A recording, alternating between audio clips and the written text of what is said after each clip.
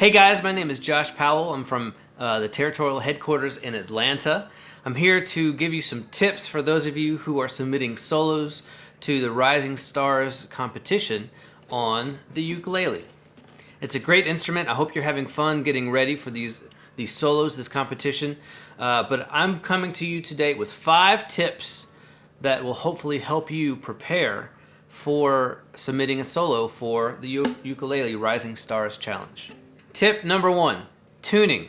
Tuning is so important as you prepare for your solo. Even as you're practicing, make sure that your ukulele is in tune. If it's out of tune, even though you're on the right notes, on the right strings, it'll sound like you're playing the wrong notes. So make sure that you grab a tuner. I have a great trusty tuner here that I use all the time, but you can also use your smartphone. There are free tuner apps available on the Apple and the Android app stores that you can download for free that will help you to keep your ukulele in tune. And just as a reminder, we're going to tune our strings to the notes, to the open strings, to the notes G, C, E, and A. G, C, E, A. So keep those ukuleles in tune as you practice and as you prepare for your solo. Just before you record your solo, do one last final check. Make sure that your ukulele is in tune. Tip number 2, timing. Use a metronome as you're practicing. My same tuner here that I've got is also a metronome. And just like you can download a tuner onto your smartphone from the App Store, you can download a metronome often in the same app. So make sure that as you're practicing, that you're setting the tempo on your metronome and that you're practicing with the metronome. Now, the first song, those of you who are preparing for the primer level solo, Kumbaya, that is in 3/4 time, and it has a tempo of 72 beats per minute. Sounds like this. Just a nice, easy walk. 3/4 time, 72 beats per minute. So as you're practicing, and just before you record your solo, make sure you get this tempo in your mind, and it will help you to keep time. The level 1 solo, When I Remember, has a 4/4 time signature and is 120 beats per minute, which sounds like this. It's a little bit quicker. It's not bad. If this is too fast for you right now, you can slow it down. You can practice at a slower speed, maybe practice at 104 beats per minute, 108 beats per minute, and slowly work up that time until you get to 120 beats per minute.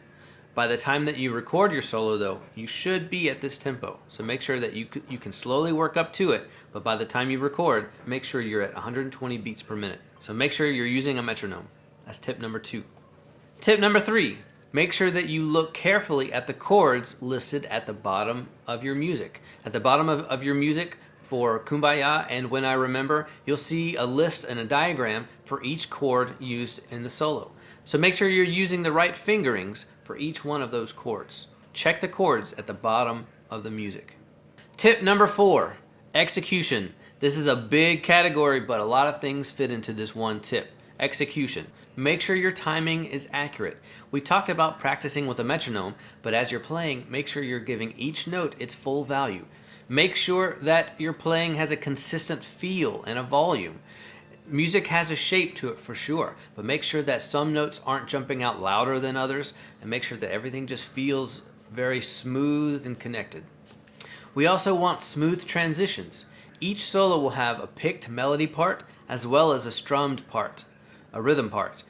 The transition between the picked melody and the strummed rhythm part can sometimes be tricky, so make sure you can get from the picked melody part to the strum in the right time. Also make sure you're using the right strum pattern. The music will tell you where you strum down and where you strum up, so pay close attention to that pattern. Tip number 5, use the included demo and practice tracks as you prepare. The website where you download your music will also have links to both the demo and the performance.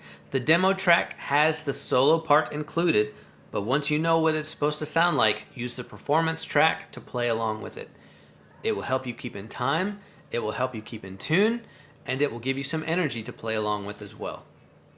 That's all for me. I hope this was helpful to you guys. I look forward to hearing your solos. Keep these 5 tips in mind, and I'll see you out there.